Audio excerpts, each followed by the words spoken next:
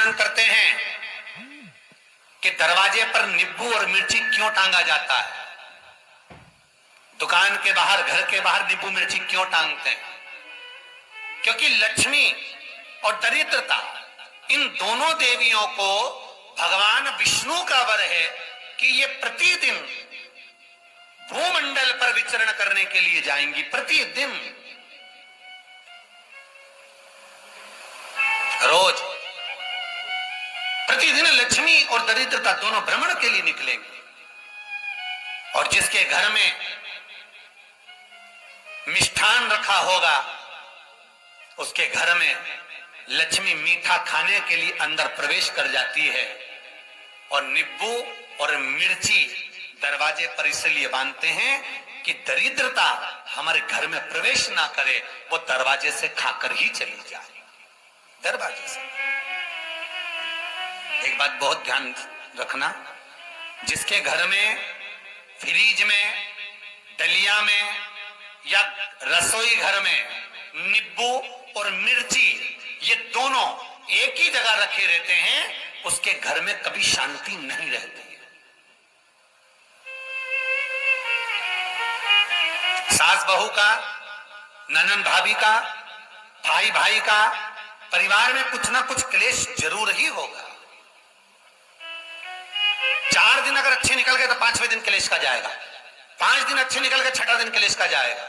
कुछ ना कुछ, एक जरा सी कटोरी पड़ी है उसके पीछे विवाद चालू हो जाएगा, जरा सा पानी ढुल गया उसके पीछे विवाद चालू हो जाएगा, बेडशीट बदल रहे थे उसके पीछे विवाद चालू हो जाएगा, पति कक्ष में आया विवाद चालू हो जाएगा, तुमने एक शब्द कहा, कोई लड़ाई की बात नहीं करी, फिर भी विवाद चालू हो जाएगा। समझ लेना कि घर के रसोई घर में या फ्रिज में नींबू और मिर्ची साथ रखा हुआ है तो वो क्लेश तो देगा ही।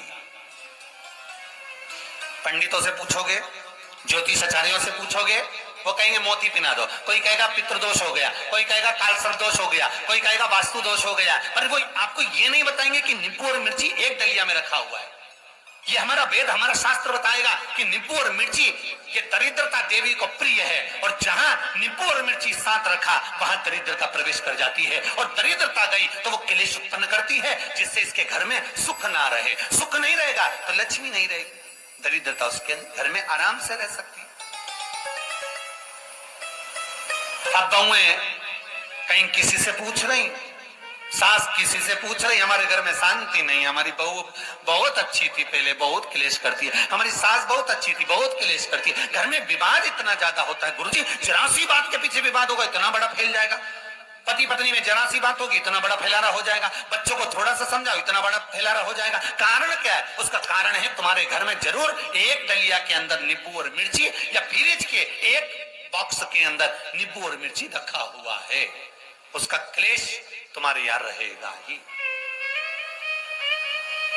सदा रहे। इसलिए महाराज नींबू मिर्ची दरवाजे पर टांगा जाता है, बाहर संग नहीं, बाहर हो जाए। एक बात बहुत सुंदर है, जैसे दूध और दही दोनों एक ही झोले में, एक ही बैग में, एक कैरी बैग के अंदर दूध और दही अलग अलग पॉलिथीन में बंधे हुए हैं, अलग अलग डोलची में, अलग अलग डब्बे में रखे हुए हैं। एक व्यक्ति एक ही बैग के अंदर दूध और दही ये दोनों चीज अगर लेकर घर के अंदर आता है तो उसके घर में संपदा की तो कमी आती ही है, उसके घर में संपदा टिकती नहीं है। घर में अगर लाख रुपए रखे हैं तो 3 दिन या 4 दिन के अंदर वो पैसा वापस जाना है। दही और दूध अगर एक ही साथ आया है, एक ही व्यक्ति एक ही झोले में, एक ही बैग में, एक ही कैरी बैग में अगर लेकर आया, उसी तरह नींबू और मिर्ची का भी क्रम है महाराज।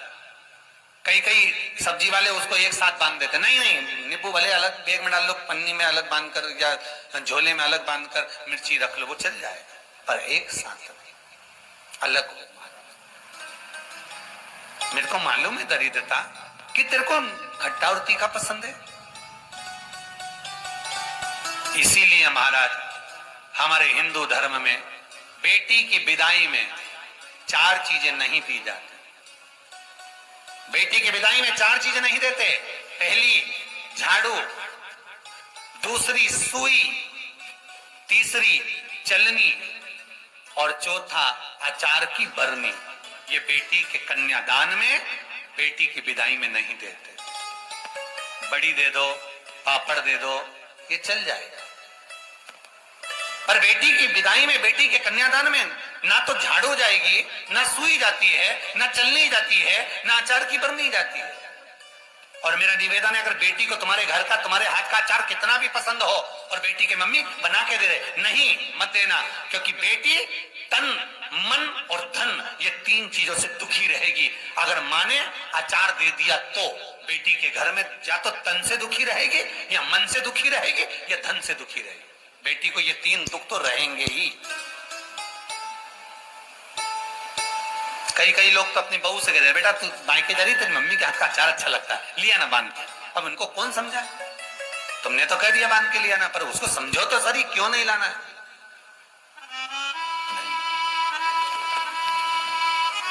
महाराज, दरिद्रता देवी को क्रोध आ गया। लक्ष्मी जी के साथ नारायण जाने लगे तो लक्ष्मी जी बोली, रुको प्रभु, मेरी बहन पीपल के पेड़ के नीचे बैठी है, आप कृपा करो। भगवान विष्णु ने कहा, सुनो लक्ष्मी, लक्ष्मी और नारायण इस पीपल के वृक्ष के नीचे आकर दरिद्रता देवी से मिले हैं। 7 दिन तक, पूरे सप्ताह पीपल के वृक्ष के नीचे लक्ष्मी और नारायण का वासा होगा। जो पीपल के वृक्ष के नीचे आकर दीप जलाएगा, पूजन करेगा, पाठ करेगा, उसको संपदा की प्राप्ति होगी। इतने में दरिद्रता देवी खड़ी हो गई और दरिद्रता ने कहा, वाह नारायण वाह, क्या बात है आपकी, पीपल के वृक्ष के नीचे तुम मिलने के लिए आए, मैं तो पहले से बैठी थी। 7 दिन तुमने अपने कर लिए, इसमें 1 दिन मेरा होगा। भगवान ने कहा, कौन सा?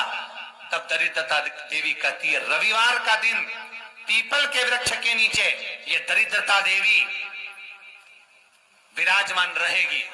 अगर रविवार के दिन कोई पीपल के वृक्ष के नीचे आएगा तो उसके साथ दरिद्रता देवी उसके घर में प्रवेश करेगी। इसलिए शास्त्र रीति में भगवान विष्णु ने उसी समय पलटवार करते हुए कह दिया, अरे ओ दरिद्रता, वृक्ष के नीचे अगर कोई रविवार को आया और कोई पूजन की सामग्री लेकर आया, हाथ में कुछ ना कुछ उसके हुआ, खाली हाथ आया, तो तू उसके घर में प्रवेश करेगी। अगर भरा हुआ हाथ रहा तो तू उसके यहाँ प्रवेश नहीं कर सकती। ठीक है प्रभु, वचन दे दिया भगवान ने। इतने में दरिद्रता देवी भगवान विष्णु से बोली, प्रभु, सारे देवताओं के पीछे अधर्म बैठा हुआ है,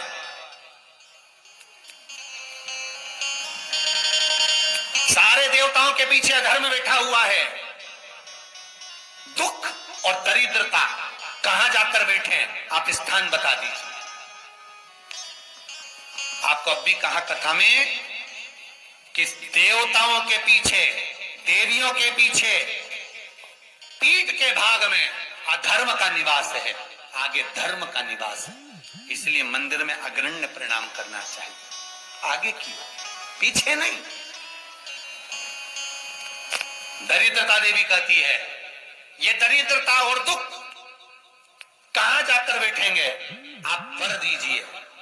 भगवान विष्णु ने कहा, ये भी तेरे लिए है, तू लक्ष्मी की बहन है, मांग ले, तुझे कहां बैठना है, कहां रहना है।